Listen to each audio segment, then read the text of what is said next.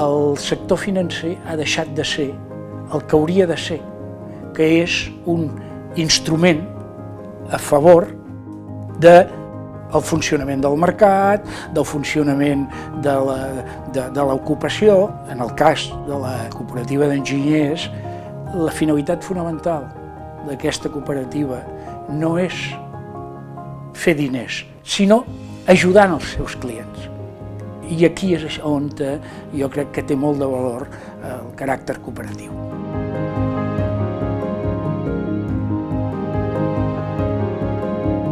Els clients de la Caixa d'Enginyers, el que ens preocupa no és tant si a final d'any ens donen un rendiment d'un punt més o un punt menys, sinó si l'entitat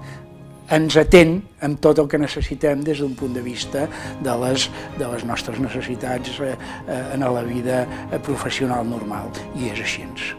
En un període com ha sigut els últims 10 anys, els últims 15 anys, en el que el sector financer ha exagerat extraordinàriament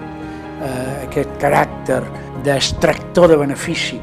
d'altres sectors, les cooperatives financeres han tingut molt més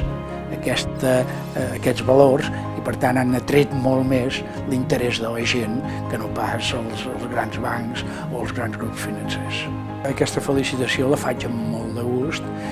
ja l'he fet a les persones que conec, però crec que és tot un col·lectiu, l'equip directiu, els d'ara i els d'abans, i tots els clients i cooperativistes que d'alguna manera també hi tenen la seva part de mèrit, vull dir, han fet jo crec una feina que és la feina que permet arribar fins aquí, sobretot perquè